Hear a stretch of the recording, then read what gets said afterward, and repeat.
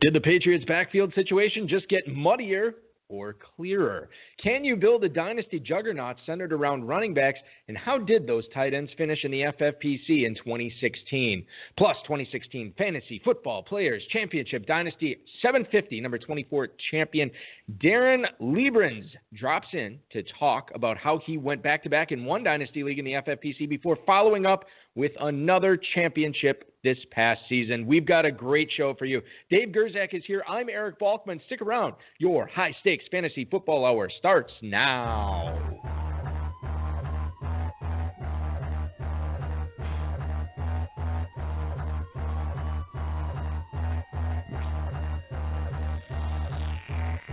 Bunches and bunches, punches thrown into your frontlets, oodles and noodles, bang bullets that suckers noodles. Last album voodoo, prove that we fucking brutal. I'm talking crazy, half past the clock is cuckoo. You rappers Jews, baby, just take your boo-boo. I'm talking poodle, master. Broadcast live and heard around the world, you are now listening to the most entertaining hour of radio on the planet. It's the High Stakes Fantasy Football Hour presented by MyFFPC.com.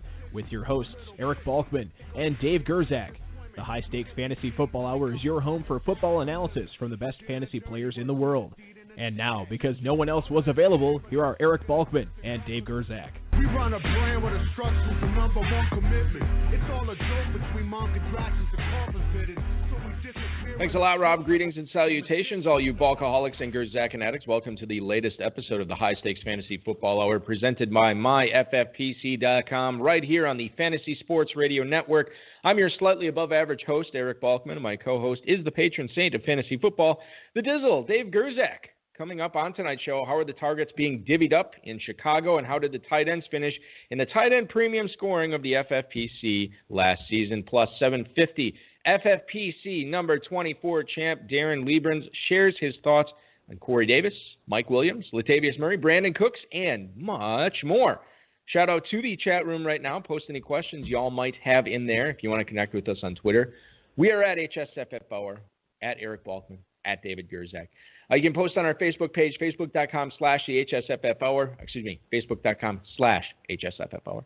347-426-3682. That's 347-GAME-OVA if you want to give us a call and chat with us tonight. highstakesfantasyfootball@gmail.com is the email address that our producer and mutual friend Rob, as well as our audio engineer Bryce, will be checking tonight, getting those emails to us. And for Deron tonight, now is the time to get those questions and tweets into us.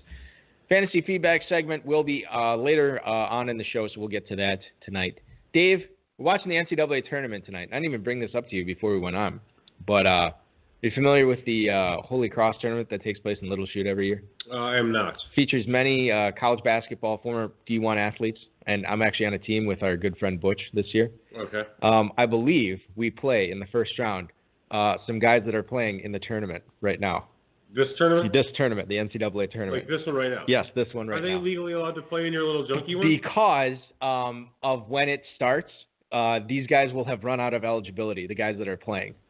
So they will be playing in the little junkie one against us because they will not have... How do they get from there to your tournament? Well, the ones that are playing are in Wisconsin. They're from Wisconsin. So it's not like they're coming from all over the country.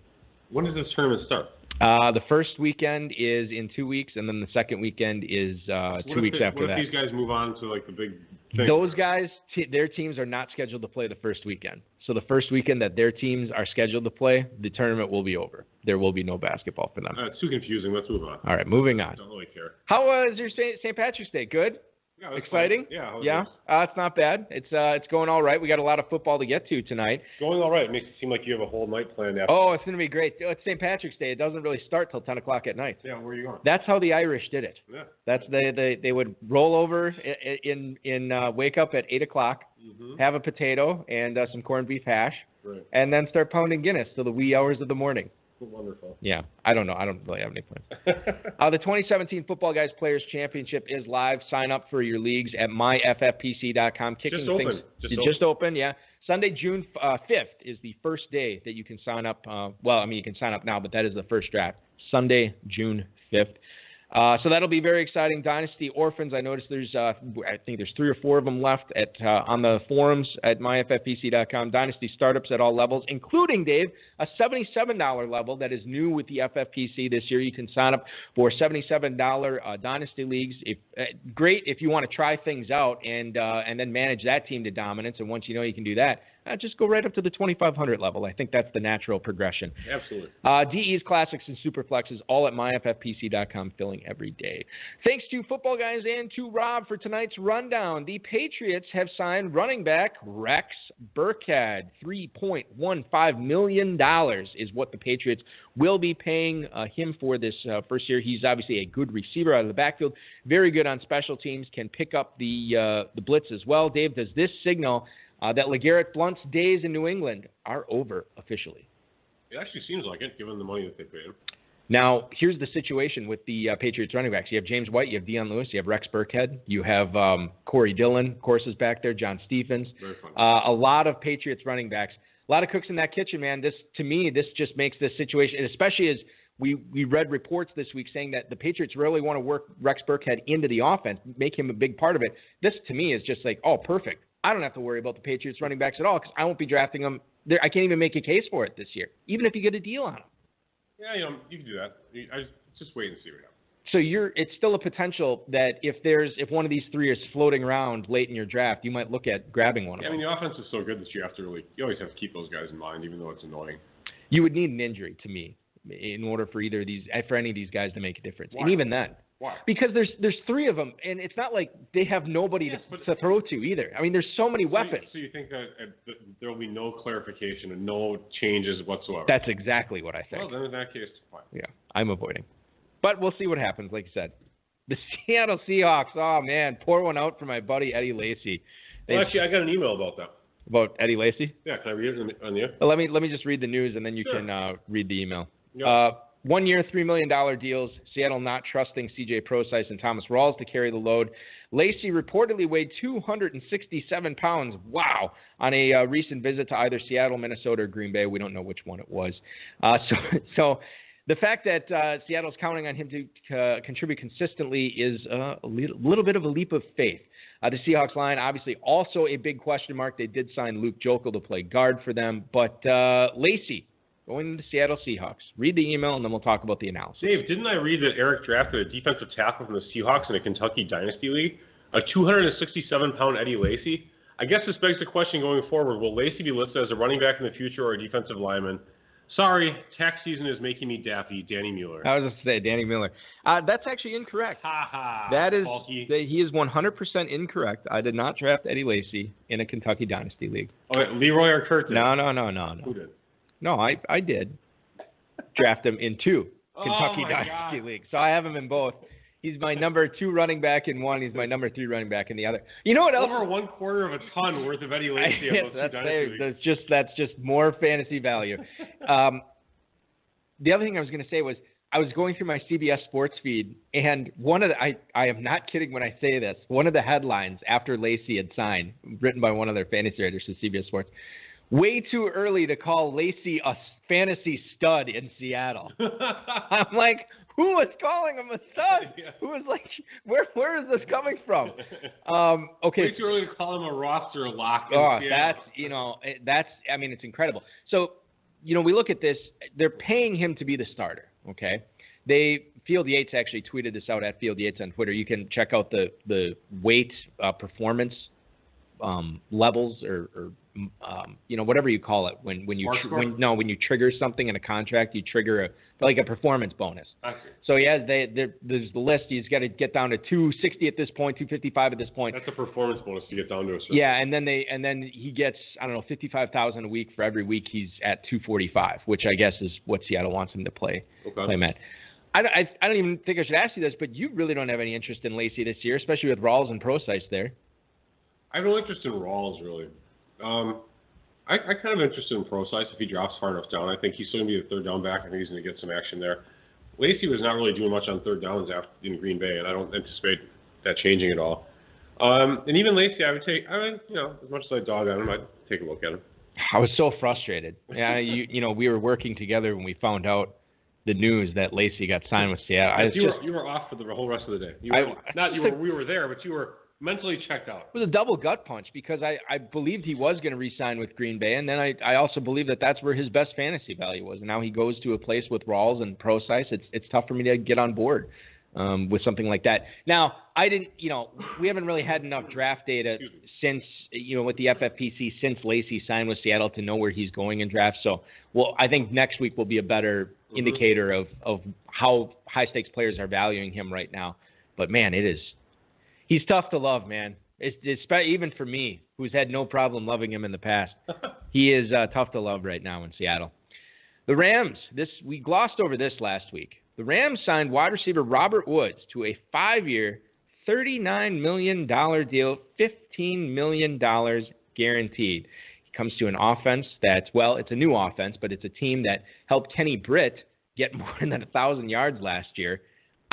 Following the money on this, Dave, no Kenny Britt. I mean, obviously, Tavon Austin's still there, and Brian Quick is still, quicking it up. But you look at Robert Woods being paid as the number one receiver in Sean McVay's offense. I've heard nothing but good things about McVay and how he's an offensive genius. He's going to make this offense go. He's going to get Gurley going. Robert Woods, I think we're totally underrating him given how much money the Rams have sunk into him. You might be right. I mean, instinctively, I was kind of down on it because Woods, I don't think he's all that talented. The quarterback play of the Rams is not going to be good. Right. And they're not going to score a lot of points. So all those things are negatives.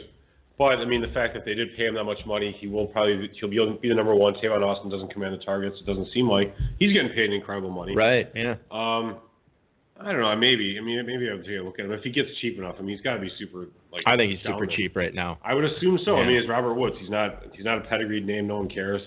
Even in L.A. where he went going back home, back to California. Right, yeah. You look at the other pass catchers in that offense, and Tyler Higbee is expected to take a step forward this year, the tight end who enters his sophomore campaign with the Rams. I didn't think he showed enough as a rookie to be. I don't think Higbee's going to amount to much. Okay, so that's even more fuel to the Robert Woods fire. And then you have Todd Gurley, who really doesn't catch passes. He's not. And they just signed Lance Dunbar. Catches some. Does catch some passes, but they just signed Lance Dunbar, whose forte in Dallas was catching passes. Right. So you got to believe that he's going to be heavily involved in third downs in Los Angeles. And let's face it, there's going to be a lot of third downs for the Rams this year. So you look at how this offense is structured. I think Woods is being completely undervalued right now. And I bet he ends up being on a lot of my teams next year. This season, I've always loved drafting these number one receivers that are essentially free in drafts, playing on really bad offenses. Because the targets are always there every single year. So, and I think Woods joins that club this year. Probably right. The Bears have signed Kendall Wright to a 1-year, $4 million deal, and Marcus Wheaton still tooling around. 2 years, $11 million, $5 million guaranteed. Good for Wheaton, man. He sucks, and he's getting good money. Yeah, and you look at what he did in a good offense last year, and now he's got Mike Glennon tossing him the rock this year. So this is the point I wanted to bring up with the Bears. Let me just interrupt you. Yeah, go ahead. Glennon to Wheaton, you're going to hear that all year long. That's the biggest touchdown combination. 15 touchdowns. You heard it here first. Do you want to put 5 on that? Hell no. Hell no, I do not. If you gave me odds, I might take the under on 15 total touchdowns with Mike Glennon. No kidding. So you look at this offense now. Alshon Jeffrey is in Philly. You have Kevin White, who they're hoping is going to be the number one. And Cam Meredith was really ostensibly the number one receiver in that offense last year. He was very good. They add Kendall Wright. They add Marcus Wheaton. Zach Miller is still there. Mm-hmm. Jordan Howard, was a part of the passing game last year. This might be another offense where it's just like it's not worth drafting Meredith and White early. Maybe it's worth drafting one of these other receivers later on. I don't think Meredith and White are going to be all that expensive. I think people are going to discount Glennon as they maybe should, but you don't know for sure. I mean, he might end up being all right. Yeah. I think the Bears' offense will get pretty heavily discounted because, for some reason, because Cutler left. Cutler was terrible anyway. I mean, how much worse can Glennon be than Cutler? I don't think it'll be that much worse. Yeah, it really can't be. And you think about what Matt Barkley was able to do last year. He had a couple of really good games, too. And it's Matt Barkley. Mm-hmm. So I think that you look at I'm looking at White. I'll look at Meredith. These are guys that I would consider in DEs. It's tough for me to get on board with them in regular redraft classic formats. One other thing I want to bring up. I mean, we just talked about Kenny Britt real quick, and we have... Why are we talking about more Kenny Britt? Well, because I want to bring this up just as a sort of an all-encompassing Cleveland Browns offensive situation. You look at what former Ram and now a current Pro. Why are we always talking about crappy teams? Because that's where the league winners are. Jordan Howard, crappy team last year, came out of nowhere, helped you win leagues. I feel like there's like there's like 7 or 8 teams that we just don't talk about ever. That you must like. Like who? Like, I don't know. Well, I mean, like Atlanta. We don't talk about them a whole lot. But what is there to say about Julio Jones and Devontae Freeman that we don't touch on every week, or that people don't? Oh yeah, they're good. Moving on. I'd rather talk about what the Browns did. They signed Kenny Britt, but they also signed 3 big-time free agent linemen. Okay, and I wonder if they're almost trying to, build this like sort of ground and pound team where Isaiah Crowell is going to be a bigger part of this offense than we're really giving him credit for. Duke Johnson kind of flamed out last year. They placed a second-round tender on Crowell. Maybe Crowell is a guy that fantasy owners need to be paying attention to. Yes, and I'm really glad you brought that up because I've been trying to acquire. I looked up Crowell for some reason, and I have him in Carrington. I never started him ever. Not that my team is so amazing or anything like that. It never occurred to me like, oh, I should be starting this guy. He was the RB 13 last year. Yeah, it's insane. It is insane. You know where he's being drafted this year? Like RB 25. 31. Oh my gosh. Yes, on the FF calculator, RB 31. Yeah. And they like him, second-round tender. Yeah. So I've been offering like second-round rookie picks all around all my dynasty leagues to get Crowell. I only own him in the one league. You didn't offer that to me in Carrington? I have him in Carrington. Oh, because you're trying to acquire him. I'm sorry. To get him. Yeah, I got you. I offered in every league, and no one was selling it to me. Are they Like not responding or rejecting? Well, a couple haven't responded, but I mean, mid-seconds. Yeah. And these guys, and they put it this way. Because they know, because they're on the don't. offensive lineman thing. And if I try to sell Crowell for a mid-second in Carrington, no one would buy it. It's like I can't sell him for what I want to buy him for. I might consider him. I have the 204. Well, I really don't want to sell him. But my point being, then that's a problem. I had him in all these other leagues. None of these clowns want to buy him, but they don't want to sell him. Yeah. That's the endowment effect. That's what we were talking about. Right. Okay. I'm pissed off. I'm glad you brought up the Browns ball. Good job. Listen, sun shines on, what the old saying is. Aunt Jemima in the chat room. Talk about the Niners next. Hit them all. All the bad teams he wants to get up to. And, of course, Wayne Ellis wants to hear more on Torrey Smith. All about Torrey Smith. Let me tell you. Will he have 500 yards this year? Let me tell you something about Torrey Smith. I actually found out that I have him on my Carrington Dynasty team, too. He was another one of my late-round pickups, that just see where he ends in free agency. Yeah. So he will be one of my first cuts as we cut down. One of the first guys you put out as trade bait? No, I don't do that. You do? No, I was just listening to a fantasy baseball podcast today, and these guys are complaining about in their keeper leagues. When 2 weeks before keepers are due, everybody puts on the block all the guys they're not going to keep, we'll let go for right price or whatever. So transparent, right? Oh, that was hilarious. We have more hilarious stuff coming up on the High Stakes Fantasy Football Hour here. I'm Eric Balkman. He's Dave Gerzak. When we come back from our break here, we're going to talk to Deron Liebrenz, the 750 FFPC Dynasty number 24 champ from last season. We'll talk about his third FFPC Dynasty title that he won this past year. You're listening to the HSFF Hour on the Fantasy Sports Radio Network.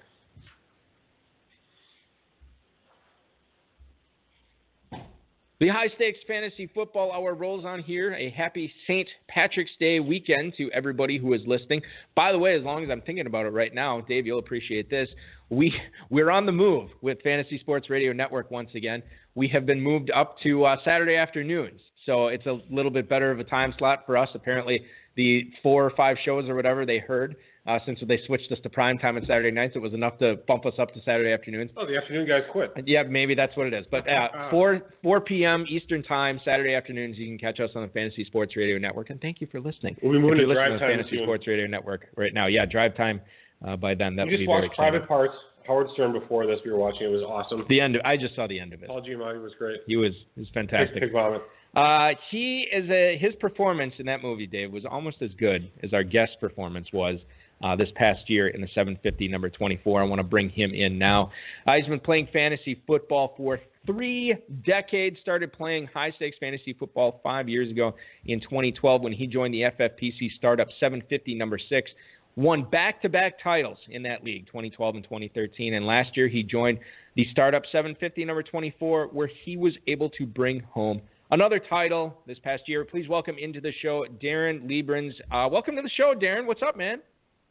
Hey, not too much. How are you guys doing? Awesome. It's excellent. It's St. Patrick's Day. It's a celebratory weekend. And once again, for, I don't know what it is, Dave, the 276th straight week, we have somebody joining us on the show that is much smarter than us, which I always appreciate when I can pick the brain of a fan. An ass kisser. No, I'm not an ass kisser. I'm a truth teller.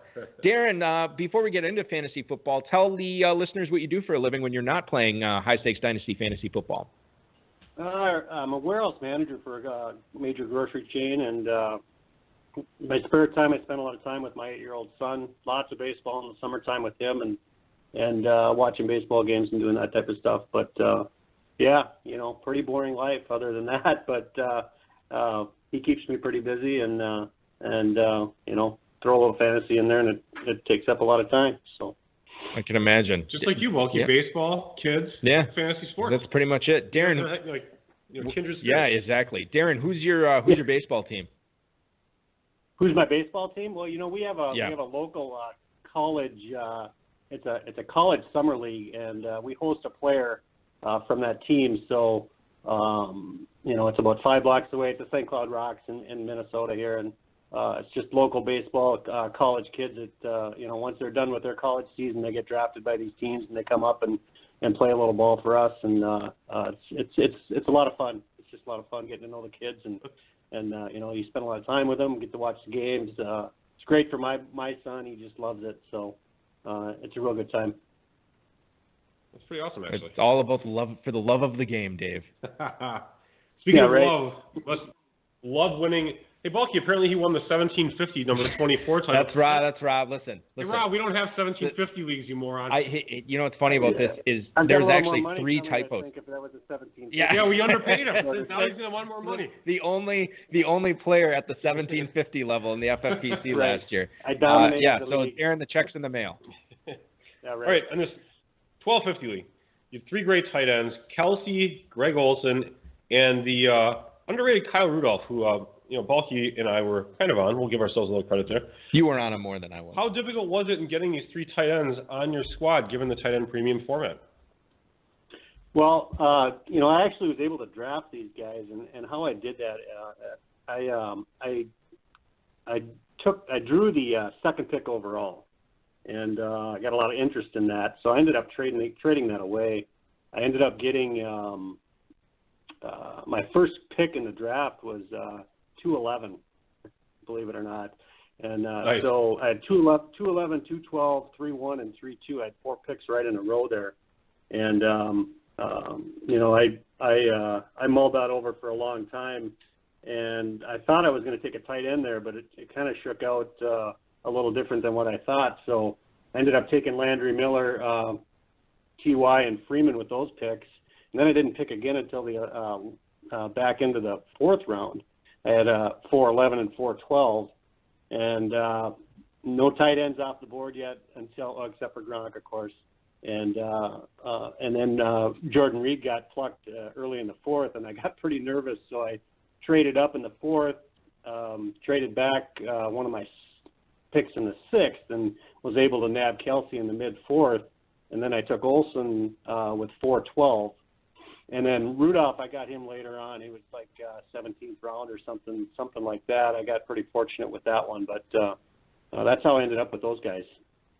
Oh, did everybody get mad when you took your second tight end then right away? Like you took the first one, and then they take the second. You take the second one, and they're like, "What a jerk!" Oh, now everybody's drafted. Oh, he's one of these guys. Yeah, exactly. Here we go, guys. Actually, there was more banter about the running backs that were being picked, and I was kind of everybody was. Really on the receivers, obviously. That's just the way the trend was last year. And, it was kind of ironic how many running backs are being taken earlier. And the group was kind of talking about that as we were going through the draft. But nobody really mentioned anything about the tight ends. And I'm just, it always surprises me how long these guys last.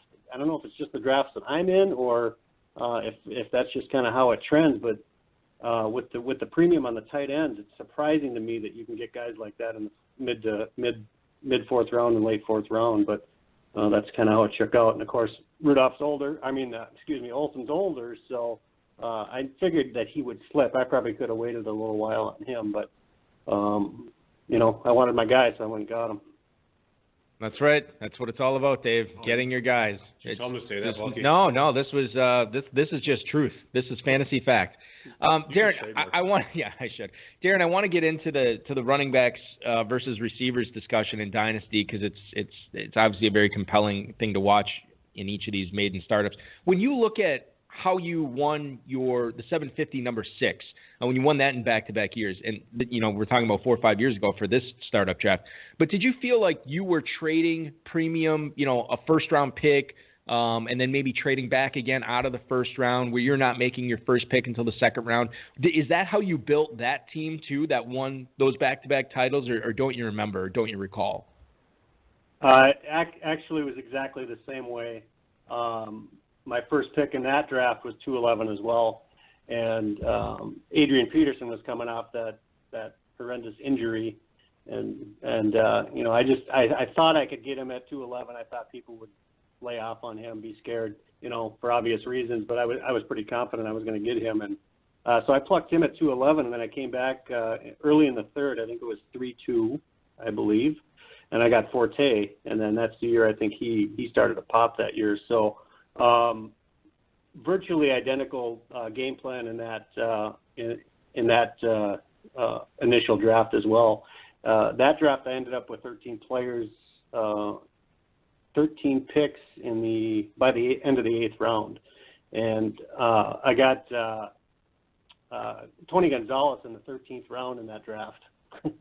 And, wow. He's basically the guy that won those championships for me. And then I got lucky.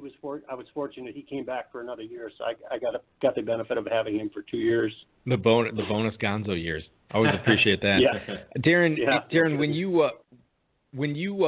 again, trading down works in FFPC Dynasty, works for the New England Patriots in the NFL as well. Something to learn, kids, tonight. Take that from this interview.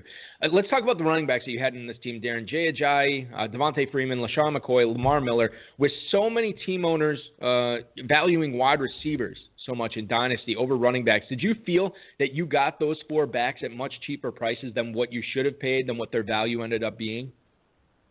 Yeah, I really do. I had another group of picks late 6th round, and then the first 2 picks in the 7th round. So I had 11 picks by the time I hit that second pick in the 7th round, and that's where I picked up McCoy and Ajayi, Sanders, Decker, and Wilson with that grouping of 5 picks at the end of the 6th round. And I think those guys, probably, obviously it's easy to say now, but they should have gone a little sooner. But for whatever reason, I mean, there's just so much emphasis on the receivers, and that, it makes sense. But I was pretty confident that those guys would be there, and that's kind of how I set up. I tried to, when I made my trades, and it took me probably a half dozen trades to accumulate the picks that I had, and I tried to get them in certain sections of the draft where I thought I would get the players that I wanted, and it felt pretty true to form. But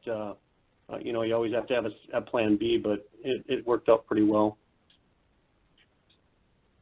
All right, we're moving on. We're talking about Dynasty Cutdown Day in the FFPC. Came and went this past week. Did you ever have any tough decisions to make, or is there anyone you had to part with, or any trades you made, or anything you had to do that you really didn't want to do? We like to make these decisions tough, so I want to hear about it. I'm sorry I can't add much drama to that. I had a pretty easy route there. There was 4 guys that were pretty obvious to me that needed to go. Ryan Matthews being one of them. He was just depth that never got used. And he's just unplayable in my opinion because you just don't know when he's going to score. And who knows what's going to happen with him moving forward. Maybe he's done, but no, it was pretty easy.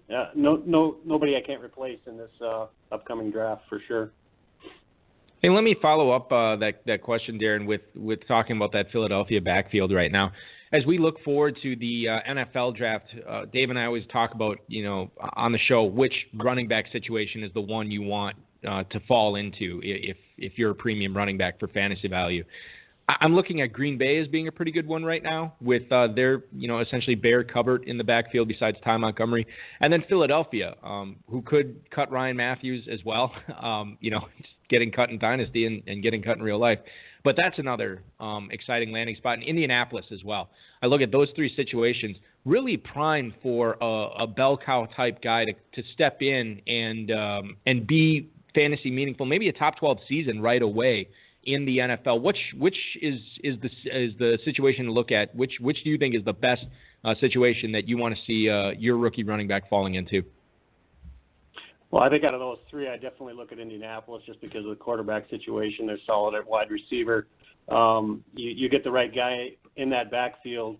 I think there's some great opportunity there. Philadelphia would be my second choice there, depending on who these guys are. But I think those are the best two situations. And then Green Bay, I think it's just they're so pass heavy and so reliant on Rodgers, and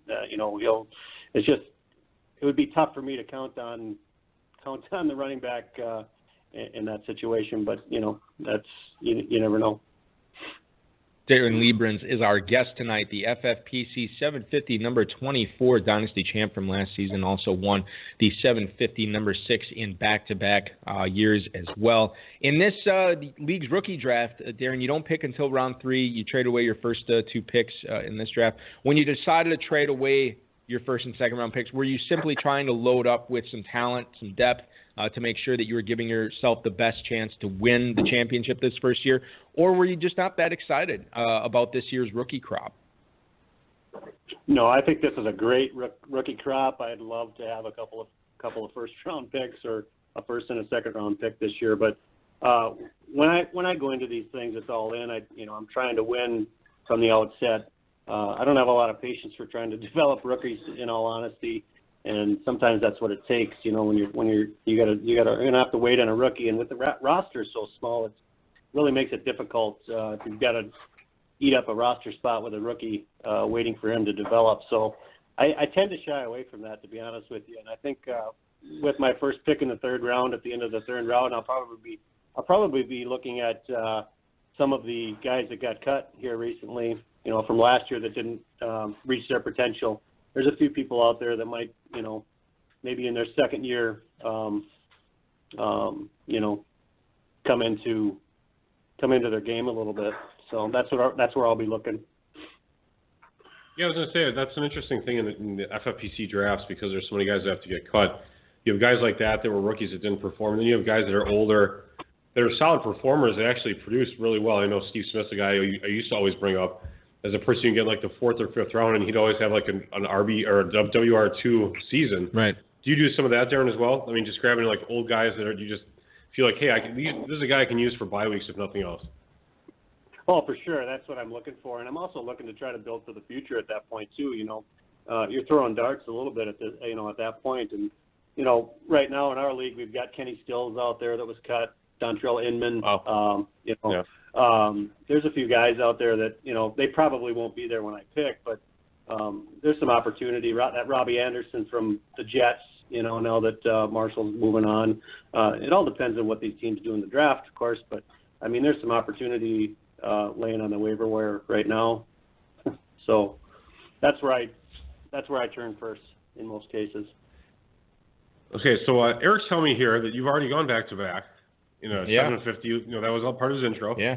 So what's it going to take for this squad, the 1750 squad, to repeat as a champion as and well? win the same amount of money as the 750 squad would? Yeah, that would be sweet. I feel pretty good about it. It's pretty solid. I've got my core group that I drafted, obviously, and I really like being strong at the tight end in these leagues, and I've got an older tight end. I've got the up and comer, one of the top 2 or 3 in Kelsey, and he's young, and so I'm feeling really good about it. I've got enough depth to withstand some injuries or whatever else might happen. So I like my chances, but we all know how that goes. It can turn in a heartbeat, but I like my odds. Speaking of turning in a heartbeat, this is something I wanted to bring up at the top of the show, and we got to get to a break, but I want to bring this up and just so we mention it. And if you guys say there's nothing there, there's nothing there. But Marshawn Lynch is apparently, according to a Roto World blurb, had a conversation, and they are not disputing that he met with John Schneider and Pete Carroll in Seattle. Allegedly, one report said he asked for his release from the Seahawks, and the Raiders are apparently interested in Marshawn Lynch, who played college just not very far away at Cal, and then obviously is from that Oakland area there. And he apparently, again, this is just a lot of hearsay, but he's been wearing a lot of Raiders gear or hanging out with his friends the last couple of weeks as well. Deron, is there any smoke? I mean, is there any fire? Is this even any smoke to pay attention to? Are you largely ignoring this? Or is this the type of guy that you would look at who would be stepping in behind a prime offensive line, a playoff contending team, maybe an AFC championship contending team, and he could be the main guy on this team? What are your thoughts about Marshawn Lynch as far as how he relates to Dynasty right now? Yeah, for me and where my team's at, I would definitely take a chance on him.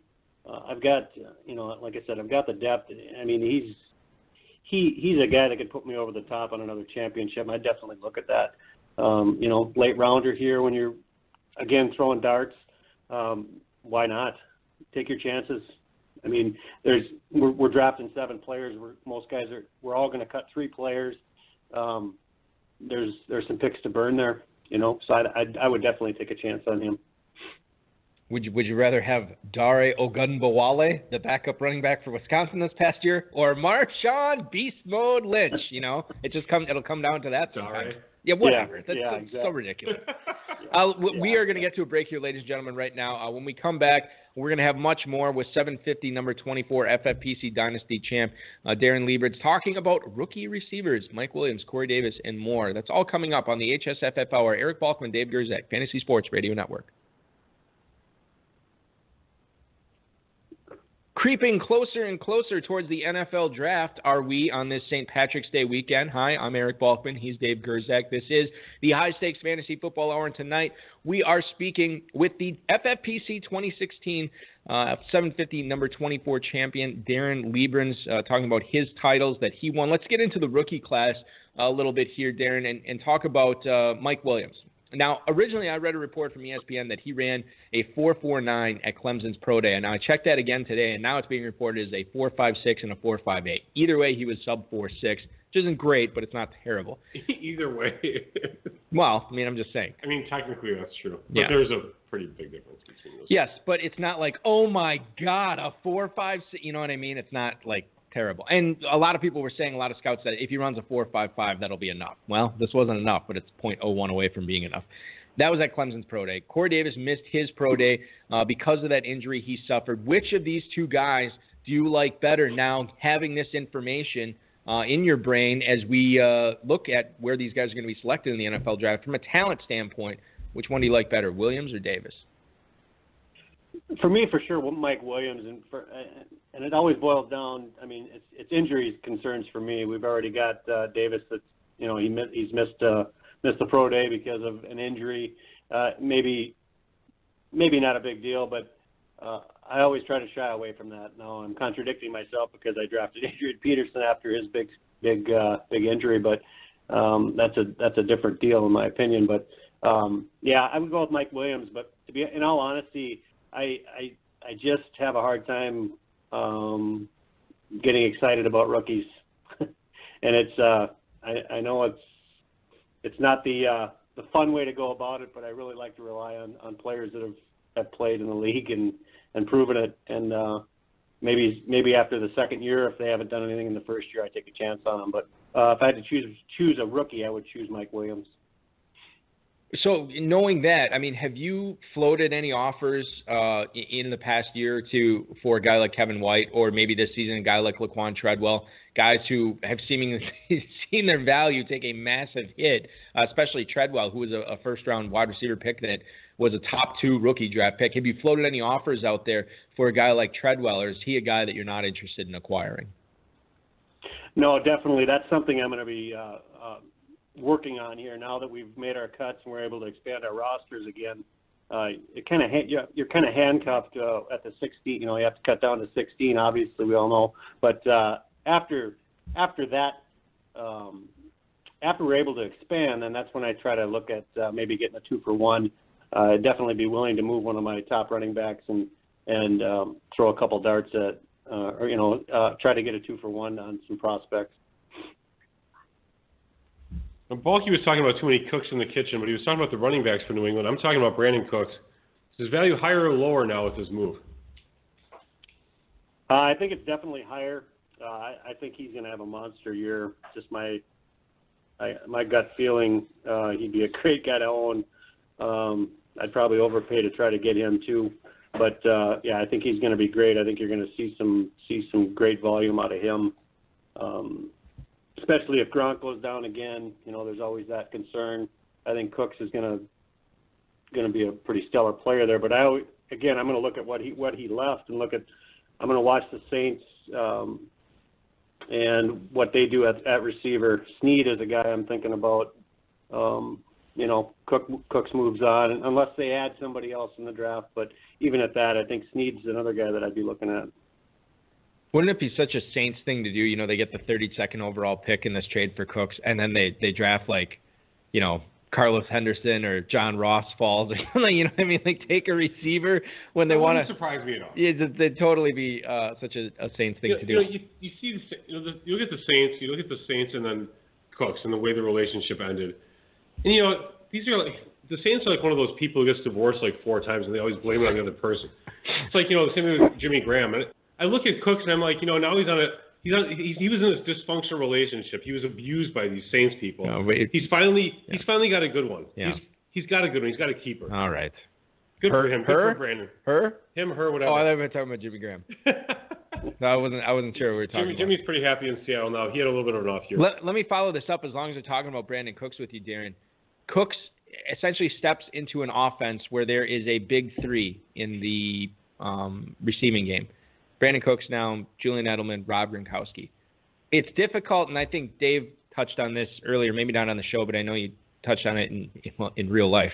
But you said it was going to be very difficult for those 3 guys to hold the fantasy value that each of them is going to produce this year, given where they're going to be picked in drafts. Who is the odd man out there? Is it Cooks? Is it Gronk? I mean, obviously it's not Cooks because you said he's in for a big season. Do you see Gronk or Edelman maybe taking a step back in this passing offense in 2017? Personally, I think it's Edelman. I think he takes a step back, albeit not a big one maybe. I think it's and I'm counting on Gronk probably getting hurt again. So, maybe it's a combination, a bit of a combination. But I think Edelman's going to take a bit of a hit. Yeah, I think so. I think that seems to be the popular opinion right now is everybody's kind of bearish on Julian Edelman. And honestly, maybe, again, I'm guilty of this too. We always overlook the only opinion that matters. The New England Patriots apparently down enough on Julian Edelman to trade for Brandon Cooks to become a very large part of this passing offense. New England, Ray Chung and I were actually talking about this. New England just doesn't throw around first-round picks. They don't. I mean, they if they trade them, they're getting something solid back for that pick in return. And in this case, it was Cook. So he should have a big year. A couple of emails for you tonight, Darren. First one's from Greg in Fort Lauderdale, Florida. Hi, Darren. What kind of numbers do you see Latavius Murray ending up with as the number 1 running back in Minnesota this year? Thank you for the email, Greg. Latavius Murray freshly signed with the Minnesota Football Vikings, as he is probably going to be their number 1 running back, 3 years, $15 million on that contract. Where do you see him? I mean, you can give us numbers. You can tell us where you think he finishes among running backs this year, but what kind of 2017 is in store for Latavius Murray? Not real excited about it, and here's why. I don't think they've addressed enough of the issues on the offensive line. Peterson, obviously got hurt, but there wasn't anything there for him. There's no openings, there's no holes. That offensive line just couldn't get it done. Unless they address more of that offensive line, I don't think Latavius Murray is going to be the answer. So I don't put him in the top 20 in running back. So nothing spectacular. And honestly, it doesn't sound like you would be big on McKinnon then, using that same rationale of just having a bad offensive line there. Even if McKinnon was to be the guy, can't really expect big numbers from him either. No, since I traded away Adrian Peterson, I've stayed away from the Viking backfield like the plague. It's and with good reasons, I think. Next email here from Heath in Chicago, Illinois. That's the Illinois Chicago as opposed to the other Chicago. Right. What's up, Deron? Congrats on winning a third title. Do you ever feel you should have to rebuild a dynasty team as a natural, organically occurring part of this format?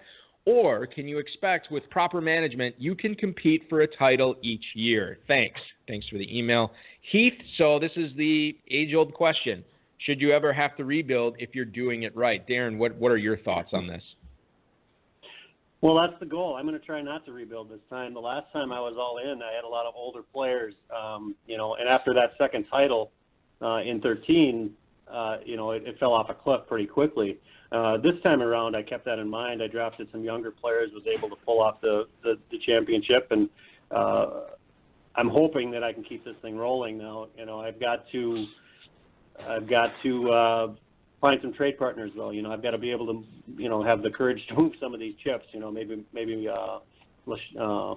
McCoy is on the trade block. And it's going to be tough to trade him and try to still win a title this year. So, but yeah, definitely that's the goal. I'm going to try to keep it rolling as long as I can. But it's tough, especially with there's a lot of talent in these leagues, and you can't make too many mistakes or you're not going to get it done. So.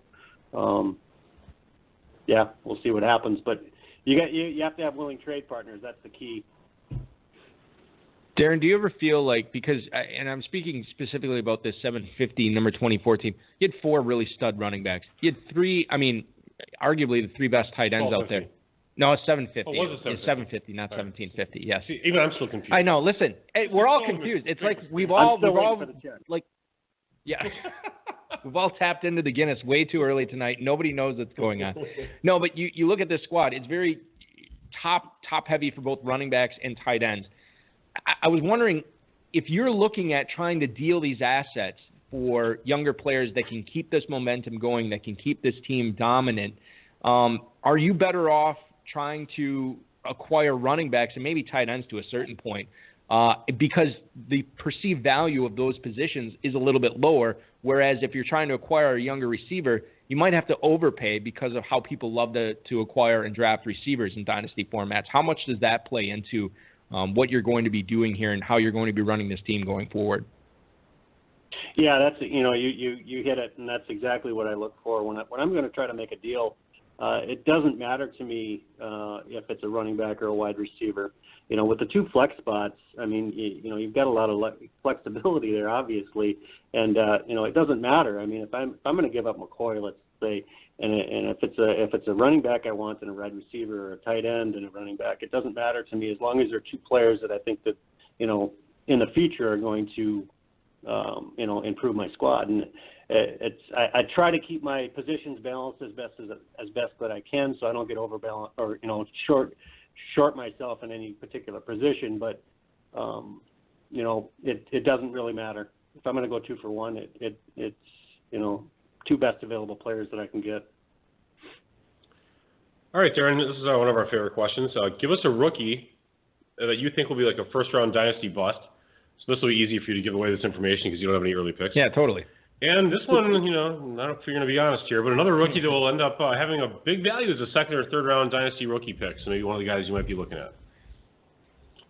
Yeah, I'm probably not going to give a real great answer. Like I said, I really shy away from the rookies, so I don't spend a lot of time studying. But I'm going to give you the same name for the biggest bust or the biggest potential boom, and I'm going to go with Corey Davis. Because of that injury, it's probably not a big deal, but anytime you're taking those players that high, he could go either way.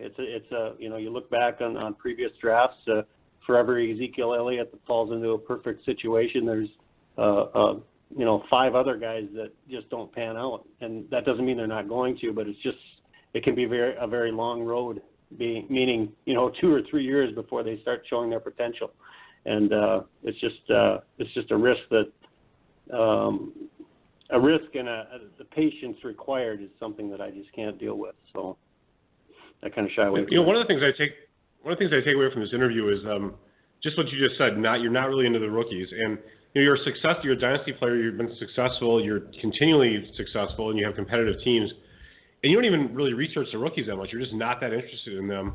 I just think that's something that's very different from a lot of the people we've had on. That's something that people should take note of. And Deron, before you give a comment on that, I will also say that not only are you not that into rookies and you've been a successful dynasty player, you have built some pretty solid teams without awesome receivers, which a lot of people will tell you that's the key to being dominant in dynasties. You got to have these good young receivers.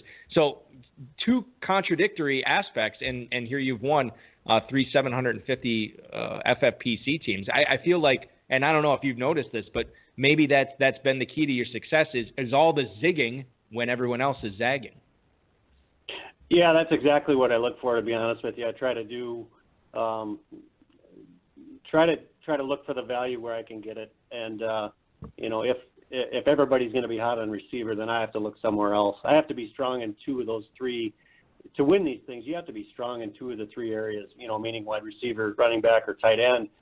Tight end, I believe, in these leagues, you have to have the guys to win these titles. And, of course, other people win titles without the great tight ends. But you look at the team that took second place, and he's the guy that I traded away the second pick to this year.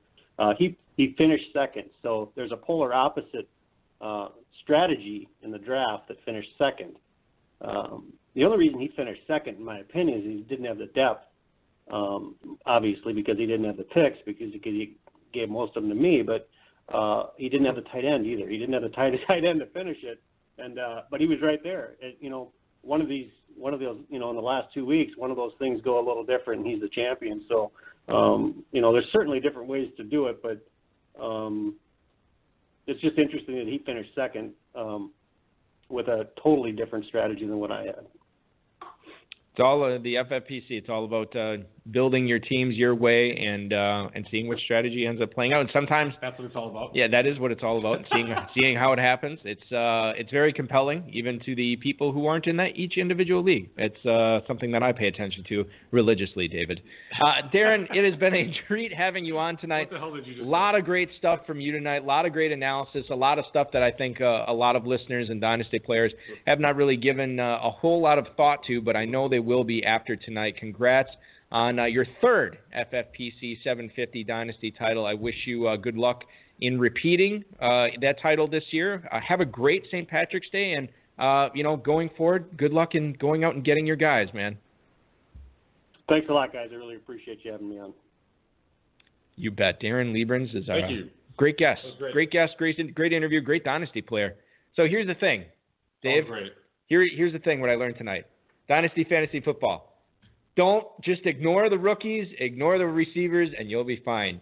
Yep. You know who would love to co-own a team? Get your guys. You know who would love to co-own a team with Deron is Jake Rickroad. Oh yeah. Who again is not a huge rookie guy and believes that you can if you manage it right, you can make the playoffs and compete for a title every year. I feel like Jake Rickroad, his entrance music would be like Ghetto Vet by Ice Cube coming in, like all he wants is the vets. Yeah, well, listen, I don't want to, I'm not a pop culture, aficionado when it comes to matching up music with Dynasty players, but I will check to you on that one, my friend, and I will check with you after this break. We're going to talk about how the tight ends finished in 2016 in the FFPC. You're listening to the High Stakes Fantasy Football Hour. Eric Balkman, Dave Gerzak. Happy St. Patrick's Day. Be right back on the Fantasy Sports Radio Network. The Fantasy Football Players Championship is a tight end premium format, and here on the High Stakes Fantasy Football Hour with myself, Eric Balkman, and him, Dave Gerzak, we're going to be analyzing how those tight ends finished in 2016. Great interview from Deron Liebrenz right before that. I want to thank him for coming on. We look at the tight ends, Dave. I don't think we need to go in, as in depth as we did with running backs and receivers because there's not a whole lot of difference makers at tight end. And I think last year, and disagree with me if you want, I felt tight end was maybe the most top heavy as it's ever been, as long as I've been playing fantasy football. Yeah, there were a lot of crummy tight ends last year. A ton. And we talk about how crummy if you had a good tight end, you were ecstatic. Running backs 10 to 15 this past year. Yeah. We talked about with Isaiah Crowe, we talked about with Frank Gore, wait, those guys were RB1s? We couldn't believe it that they were. And tight ends, too. I mean, you look, well, we'll get into it. We'll start from the top, but there's some ones in here like, oh, my gosh, I can't believe he was a tight end one. So let's start right with number one. You at all surprised to see Travis Kelce's name up at the top of the board? The number one fantasy tight end last year, Dave. A little bit. Fake Gronk, as he's referred to by some of the members of the Denver Broncos defense. He was real Gronk last year. Dude popped off a 33 in Week 16 in regular PPR leagues. I mean, I remember that game. It was so crazy. That actually won me a title, a Dynasty title. Oh, really? Fantasy Sharks title. Really? And that's a 14-team league with you only start 8 guys. Yeah. So take a 33-point tight end week, and then the guy I'm playing is probably just like trying to hang himself. You're like starting 1 running back, 2 wide receivers, a tight end, a quarterback, and then a flex, and then kicker defense. Right. Answer mine in the chat room right now. How many tight ends go round 1 in the rookie FFPC drafts? I'm not really sure if we talked about this or not. We kind of touched on it a little bit. I think we settled on 2. We said there might be a chance at 3. Yeah, I mean, the tight ends are fantastic this year, and because because tight ends are a premium, I think 3. I mean, I think the third? Do you think it's Ingram or Hodges? Depends on who gets drafted. Right. There. I mean, but you're counting in this 3. You're counting Howard and Njoku, right? For sure. I think Njoku because he's Mr. Athleticism. Right. I personally like Hodges the best out of the other guys. I think the other two. I think Ingram. He's really fast, but he's not really. He's pretty much. He's kind of like a wide receiver. He's just a wide receiver that's playing tight end. You know. Right. But I mean, that's 40 time. I mean, if the right team drafts him, great. The problem is that there's not enough right teams out there. Right. Yeah. No, that's true. So let's move on. Greg Olsen, Mr. Consistent. He finishes with tight end number 2 this year. I feel like, I have him in the Carrington League, and every time I think about dealing him to try to get younger at tight end, I'm like, he could play like another 4 years at like a good level. Why would I deal him now? He has seemed old for 4 years now already, and he's just still looks like the same. Do you know how old Greg Olsen is? Seriously.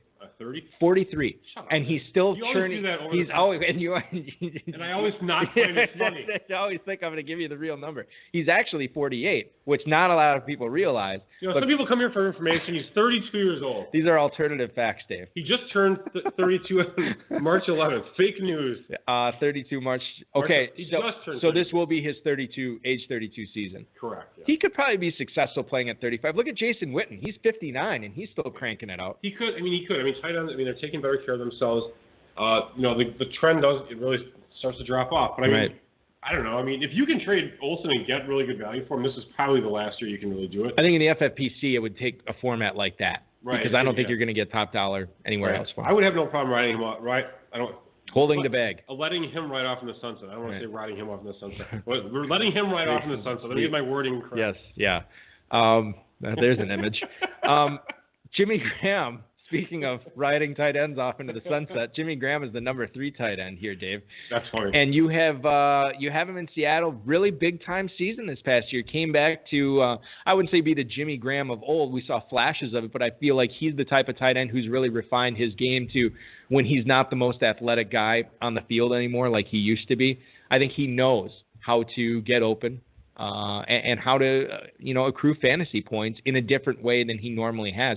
I'm buying into Jimmy Graham again this year, and I feel like he'll end up, again, he'll probably be a guy that's not drafted as high as he should be, and I think I'll end up getting him as my starting tight end in a few teams.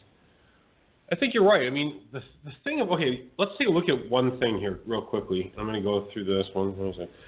Okay, so in 2015, the top 5 tight ends. Let me just read off the points for you. Okay. Players don't matter. 250. This is point PPR, not FFPC. Right. 252, 239, 226, 223, and 222. So 222 to 256 is the range. Okay. That was the top 5. And then Jimmy Graham at number 3. He had 183 fantasy points. Yeah. The number 1 tight end would have been the number 6 tight end last year. I mean, that's how bad. I mean, as you were saying, tight end scoring was so poor. Which is weird. I was going to say, I look at Jimmy Graham, and I feel like his season kind of still sucked. I mean, it wasn't that good, Right? Yeah. All right, go ahead. Which is really weird that we're seeing these tight ends down in scoring for 2 reasons. One, the NFL is as much of a passing league as it ever has been in its existence, and number 2, tight ends have been more involved in the passing game, right, more than they ever have been before. So it's weird. Maybe it was just a down year for tight ends. It seems like it. But there's a lot of dreck here, and you say, "Oh, Balky, I don't know about that. I think it was a pretty good year for tight ends." What evidence do you have? Well, my evidence rests at number 4. Kyle Rudolph, the number 4 tight end last year. Again, this is regular PPR scoring. You were happy to be getting 10 points out of him every week. 10 plus points. Mr. Consistent. I mean, you look at he had a 7 and an 8 and a 3, but every other game was up 10 or above. Right. Now, he did get a decent amount of touchdowns. I don't want to get into the whole touchdowns aren't sustainable argument with you again, because people who listen to the show know that I am clearly right and you're clearly wrong. Correct. Wrong. Yes. I don't want to get agitated. My shrink told me to just take it easy. Okay. So you're going to let me have it. Yeah. So the Minnesota passing game, Adam Thielen got signed to, I think it was a 3-year deal. They gave him some serious money, too. You have Adam Thielen there. You have Stephon Diggs, who obviously was very good in PPR leagues last year. And then Charles Johnson's gone. Laquan Treadwell still hasn't stepped up. Cordero Patterson is now a Raider. You look at this team, I don't think enough of it has changed to the point where you have to expect a serious regression from Kyle Rudolph. Maybe this is him. Well, keep in mind, this is the only year he's ever really truly stayed healthy, or so it seemed like, for the entire season. So that was that big benefit for him. Hopefully he stays healthy again. And, he's got Bradford. I mean, it doesn't seem to me like, what's his name, Bridgewater's going to be back ever. No, it really doesn't. It's that knee injury is so devastating. And it sounds like Bradford's going to be the starter again right away. Like they're already ruling out Bridgewater for the start of the season. Yeah. And maybe the fact that they had Bradford in for 2 years on his contract, that was key for Minnesota to give up that first-round pick, because they knew that this was going to be a multi-year injury for Bridgewater. So. Let me ask you a question. So what do you think? What do you think of that trade, the Bradford trade? Because I think you can kind of make a case both directions, like give up a first-round pick for a player like Bradford, but yet because he's been reasonably decent, he's been okay, and he's going to be probably decent enough this year. He probably won't win them a Super Bowl. So then the question begs, is it like, okay, well, you won a few extra games last year and then in 2017 versus like having some, terrible quarterback? Well, I think what clouds my judgment on this is dependent upon when you ask me the question. Initially, I'm like, oh my God, what are they doing? It's Bradford. What do you give him a first round pickup for? Right, exactly. Then they started off 5-0. I'm like, Rick Spielman's a genius. Like, this guy's executive of the year, and then they didn't make the playoffs. So it's like, why did they do that deal? I don't know if the number 14 pick. I don't know if the number 14 pick is That's a valuable pick. Helping you win a Super Bowl. It's going to help you. I mean, any more than Sam. I mean, who's a blue chip prospect? Who's the quarterback that you have in there to lead this team if you don't make that deal? I mean, it doesn't matter. I mean, you could draft but it does matter though. You're not going to win the Super Bowl this year or next year. The problem is you may have gotten an all-pro offensive lineman at the 14 pick, and who could help you in 2018, 19, or 20. When it's highly unlikely Sam Bradford's going to be the missing cog, that's going to take down Big Ben, or Tom Brady, or Russell Wilson, or Aaron Rodgers. Thank God Bradford's here. Now we got it. But I think Minnesota, nobody cares about this because it has nothing to do with fantasy. I'll just say this: I think Minnesota didn't have what are they called, delusions of grandeur. I don't think they had that. I think they might have. I think they thought their defense was so amazing that all they needed was a capable quarterback that could make a few plays, which is what, let's face it, that's what Bradford is. They thought they think they were going to, who was that quarterback who was just so terrible that was the Brock Osweiler? No, the Ravens Tony quarterback. Eason. Trent Dilfer. Yeah, Dilfer. Yeah. What, do you think they're going to Dilfer their way into Super Bowl? I think they might. That hasn't happened since Dilfer. Mike Zimmer in that defense? Nobody's Dilfered since Dilfer. That's because no one's defense has been like that Ravens defense. Number 5, tight end, Delaney Walker. Tennessee has not been able to bring in a stud receiver. They've lost out on Alshon Jeffrey and, failed to bring in Deshaun Jackson. You look at Tajay Sharp and Rashard Matthews coming back. Could be another good year for Delaney Walker, and he might have another top 5 year in store for him this year. I don't know what it is with me and Delaney Walker. Football guys always like him, and I always hate him. I just can't draft the guy. Yeah. He's so unexciting for me. I don't take him. He'll probably be top 5 again. He was top 5 last year. He was 5th each year. Last year and this past year. He'll be 5th again in 2017. I probably won't own him anywhere. Sorry. The Delaney Walker story I always tell is, well, not that I've told it too much, but in Kentucky a few years ago, I was sitting next to Kimra Schlischer's niece, Candace, and Charles Robinson, her now husband. and they were drafting next to me. So Candace Robinson? Yes, I guess. No, not Robinson. McMillan. Excuse me. Sorry about that. I hit Robinson on the brain. Listen, so they're sitting next to me talking strategy about who they're gonna draft. And you were in the league with them? I was sitting next to him. Eavesdropping? I was not eavesdropping. That's the thing. And I was looking at getting a backup tight end at this point. The little the water thing yeah, to your ear? It was terrible. So I'm sitting there, and I end up taking Delaney Walker as my backup tight end, and they're all like, oh, whatever. I'm like, I swear, I wasn't listening. I didn't even know what. First of all, I didn't know what they were freaking out about, but that's who they were discussing, and that's who they're going to take, and they picked next. I was picking right before, so I took Delaney Walker, and I was like, no, I'll take it back because I didn't really honestly care. I was deciding between Delaney Walker and like another, because this was before Walker really broke out, because I was drafting him as a backup. Right, some other junkie guy. Yeah, I was like, I'll take it back. You can have Walker. And you're like, no, that's all right. Well, of course, Walker crushed it that season, and by week 4, he was an every week starter for me, so I always felt bad about that. Cameron Brate, number 6 tight end last year. Does he sustain it in 2017 now that he has to contend with Deshaun Jackson for targets as well? I think I like Cameron Brate. Unlike Delaney Walker, I mean, he's got some upside. He's a young guy. I mean, what is he? This is what? 25? Yeah. So, this is his 4th year. He barely did anything in 2014. He went to Harvard, Balky. Yeah. I'm sure he got a good score in the Wonderlic. So Harvard, that means he's got a great football mind and he's sneaky fast, right? That's right. Is that the scouting report? That's right. The boilerplate scouting report. The implied racism usually in most of those scouting reports. But he wasn't used that often early on, and then he got a lot more use starting week 8. It looked like. Right. He had one big game in week 3. Yeah. So I'm more interested in what he could do once the team is kind of realizing that this is the guy. They got rid of Austin Sperry-Jenkins because they realized he's just a total pinhead. Yeah. I don't know. I don't mind him. I mean, Winston's gonna only be a little bit better. Yeah. Martellus Bennett, the number 7 tight end for the New England Patriots, he moves on to Green Bay. We talked about Bennett enough last week. I don't really think we need to get into it more, but not enough targets. So you think he finishes lower than number 7 tight end? Okay. Yeah. Okay. They just don't involve tight ends enough in the offense. Maybe it's again the chicken or the egg thing. We talked, which, by the way, I heard on another podcast this week about the Brandon Cooks, Tom Brady. Oh, Brady doesn't throw deep since he had Moss. Well, he doesn't throw deep because he hasn't had anybody.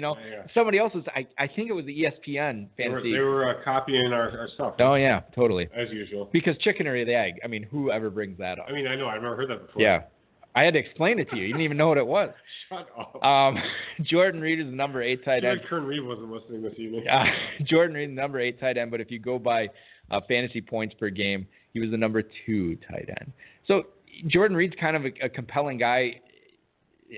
Everybody knows the story with him. Awesome when he's on the field, but he's not always on the field. Will you be taking him in any leagues this year? Because you're going to have to pay the premium of assuming he will be on the field for the majority of the season. Probably not. I mean, I haven't been drafting him, and plus, like you were just saying, you're still paying a premium for this guy.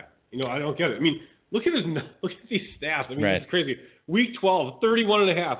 Week 13 didn't play. Week 14, a 2. Week 15, 1.6, and week 16 didn't play. Yeah. And you know who owns him? Monroeville Zombies. Let me tell you something. He didn't win the league because of Jordan Reed on his team. Well, I think there's a couple of reasons why Monroeville. That was one of them.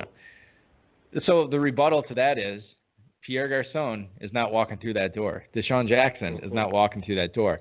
I thought Josh Jackson was going to be pimped up quite a bit among high-stakes players. I haven't really heard a whole lot of great stuff being talked about Josh Jackson. He's kind of a sleeper guy, I think, Jackson is. Yeah, and then you have Jamison Crowder, and then not a whole lot else on that offense. Not yet. Okay. We'll see who they draft. If they draft anybody as a difference maker in that offense, I think they should be looking at I would say they should be looking at running back because you have Fat Rob Kelly in there right now, who is just sort of a guy. Matt Jones, who I think they've given up on, and not a whole lot else. You have invested a first-round pick in a receiver. Jamison Crowder we know is good, and Jordan Reed we know is good. So to me, the missing link is, and if they keep Cousins, the missing link is a running back.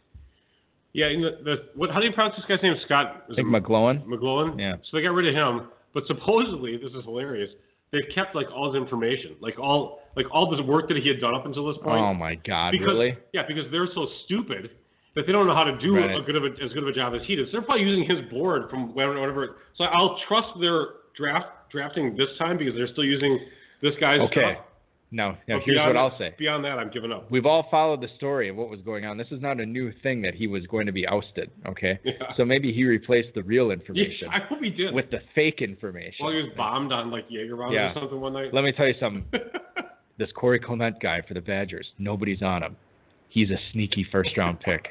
Oh, my God, good thing we kept this around.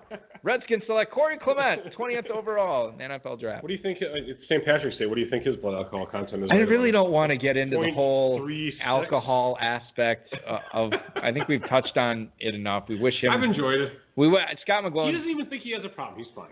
He's a hard social drinker, kind of like that golfer, Daly. John Daly. Yeah. They're fine. Let me tell you who is a hardened tight end with all his years in the league, Jason Witten. Somehow, again, a tight end won as the number 9 tight end last year. Is he going to keep that up with Prescott? I think he might. Why not? And speaking of guys that actually are 45, is that how old he is? I said he was 58 or 59, but I don't remember what I said. 34. Yeah. God, I'm older than old man Witten. Isn't that insane? His 15th year. And he's got more hair than me, which is really anyway. So Jason Witten going forward, you get what you pay for, and you can probably get a discount on him. Dennis Pitta restructured, the number 10 tight end, so he will be with Baltimore next year. But I mean, so much of his value was catching ball. I mean, he was probably higher in FFPC formats because he caught 80-plus passes last year. He was very hit or miss. He really irritated. I don't know if he was hit or miss. I mean, he had the 1 week of 30, and then he had a 19 and a 50. But if you look at the other, I mean, they're all between 4 and 12. It's just sucks. I'm saying it's not great, but he's consistently underwhelming. All right, whatever. Zach Ertz, we think, is going to take a step back this year with Torrey Smith and Alshon Jeffrey in the fold in Philly. Right. And I think he's being overdrafted right now. Can we look at some of the guys who actually had good averages, like Zach Miller, Gronk, and Eifert? Let's talk about them a little bit. Okay, I don't want to talk about Gronk. Let's talk about Zach Miller. Where did he? He just saw a shade under 12 a game. Okay. Yeah, in 12 a game, and now he was legitimately doing very well. And so that would have put him easily in the top 10. Probably he would have been 9th. Ninth. So Zach Miller, but again, we brought it up at the top of the show. They brought in some new pass catchers in that offense, so that might affect Zach Miller this year as well. Who's the other guy you want to talk about besides Miller and Gronk? Eifert. Oh, yeah, Eifert. Eifert averaged 12.3. Now, but let's bookend this. The first week he came back at 1.9. But his snaps were way down that game, so I think we can throw that out. Exactly. And then the last week, when apparently he did the same thing, 1.9. So he scored 96 points in effectively 1, 2, 3, 4, 5, 6 games. That's a big number. I mean, Eifert. Yeah, that's 16 a game. I mean, if he's healthy, that's a big number. That would have been number 1 if you could have kept that up all exactly. season. Problem is, Eifert rarely does. He almost never does. I mean, he's like he's Samuel L. Jackson, Unbreakable. He breaks like nothing. But he'll be cheaper than Reed, right? For sure. Yeah, right? but not much cheaper than Reed, though. I'll take a look at Eifert. I would consider him. Okay. I feel like this might be his Kyle Rudolph year, where he actually stays healthy. What do you make of the Patriots getting Dwayne Allen from the Colts, and then the Colts re-signing Jack Doyle as their number 1 tight end? I heard something crazy. God, who said that? Somebody said something crazy about Jack Doyle. They'd rather have him than Martellus Bennett this year. Really? I mean, maybe it's not crazy, but it seemed like I had to go back and listen to it. I can't remember what podcast I was listening to. It was either Football Guys or the ESPN one. I mean, I guess I don't get it. I mean, I'm of the opinion. I'm guessing Indianapolis isn't going to draft a tight end. I don't think he's not talented enough. I don't know why Luck didn't throw him all that much last year. I mean, he had a couple of decent games. Yeah, I mean, Allen was in the fold last year. Not that Allen's more of a blocking tight end. Yeah. First of all, I think Luck's overrated. I think Doyle's just overrated because Luck's overrated. They both have beards. They both suck. It all comes down to... Well, you have a beard, too. Sorry. I don't have a beard. I just haven't shaved. I guess we can't... They have a poorly groomed beard. I mean, the facial hair is really bad. Yeah, it's really bad with Luck. We can't really do a tight ends in review for 2016 show with the HSFFR without bringing up Kobe Fleener. Right. Well, I went back and looked at the I Got 5 on it. We did not place one I Got 5 on Corey Fleener bet last year, which is insane to me. Wow. He finishes. I left a lot of money on the table there. Yeah, he finishes as the number 16 tight end, playing in all 16 games. This is some really, really bad numbers. A 1, a 4, a 4, a 6, a 7, a 7, 4. His top, well, he had a 23.9 and a 25.6, And I remember on the show after he had the 25.6, you're like, oh, maybe you were right about him, Balky. And then, like clockwork, fell off the face of the earth after that. Yeah, I was getting no targets.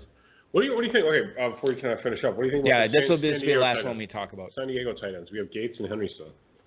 Matthew Berry, again, to bring up the ESPN Fantasy Focus podcast, he was at the NFL Combine talking to a Chargers coach or a Chargers beat writer or something, and none of these guys can ever say who it is. Cecil Lammy's the king of that, by the way. The most I can say is I can't really then don't Cecil, say it. No one gives a crap. Yeah. So anyway, I wouldn't say that, but. I'm sorry. I don't give a crap. Okay, you don't give a crap. So the Chargers, this guy that he was talking to said that they were making a concerted effort last year to get Gates that tight end record, and he tied it. Yeah. So he's obviously going to get it at some point this year, but they're not going to game plan for it. They're not going to try to get him the record. It's just going to happen organically. Mm-hmm. So that means good news for Hunter Henry and Dave, sophomore this year. So you look at Hunter Henry really taking a leap forward in that offense. I know you like Tyrell Williams. But Hunter Henry, I think, is a sneaky guy. Now, the problem with him is tight end premium format like the FFPC, he's a type of guy that could ascend up, and you're drafting too much on the upside. Yeah, he'll be a little pricey because everyone's drafting on the come. He's got the alliteration there, so he's got kind of the cool name going on. To me, I feel like he does finish as a top 10 tight end this year, but I don't think he's in the top 5. I don't know if he gets the top 10. I don't know if he'll quite get there. I think next year he's really going to be. Oh, it's a lock in 2018. Oh, Henry in 2018. Watch out, folks. Watch out. Except for that's when all the other tight ends and rookies this year are going to be awesome. That's true. Ladies and gentlemen, that is going to do it for our show this St. Patrick's Day evening. What a great show it was. Thanks to Deron Liebrenz, the 750 number 24 champ. Appreciated him coming on, 3-time FFPC 750 champ. Very cool of him to pop out. I want to thank Dave Gerzak, the FFPC, Rob, Bryce, and, of course, you for hanging out with us. Next week, you are gone. What? You are gone next week, I believe. Where are they going to be? I don't know, but not here. Oh, you're right. Co-hosting with me, 2016 Big Payback #1 runner-up Patrick Daly will be on the show with me next week, so that'll be fun. We'll get into some more redraft stuff as well as Dynasty. Pick up a Dynasty Orphan. Satellites all available. Football Guys Players Championship, myffpc.com. Scott Engel in the Fantasy Hall of Fame Hour is up next from the Fantasy Sports Radio Network. Your weekend officially starts now. This has been another episode of the High Stakes Fantasy Football Hour presented by myffpc.com that was broadcast live and heard around the world. Eric and Dave will be back next week with more analysis, interviews, and advice from a guest much smarter than they are. Thanks for listening, and we'll talk with you again next week. I gotta go cause I got me a drop top, and if I hit the switch, I can make the ass drop. Had to stop at a red light, looking in my mirror, not a jacker in sight, and everything is... You know, I hope you don't lose your radio chops because I think you're off the next 2 weeks. Holy cow, really? Yeah, when you come back, season finale.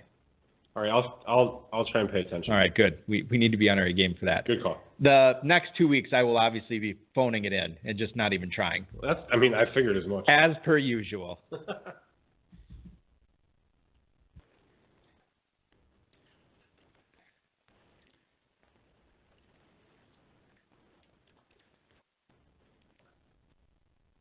Ace is the place with the helpful hardware, folks. Don't miss Scott's Days at Ace. It's our biggest lawn and garden sale of the spring. So before you get to work on your yard, head into Ace now to save on Scott's, Miracle-Gro, Roundup, Ortho, and more. Now through Monday only, stock up and save over $600 on select Scott's products across the store. And as always, the help is free. Spring is here, and that means so are Scott's Days. Only at your local Ace. Offers valid through March 20th at participating stores. Includes instant savings offers for Ace Rewards members. See store for details.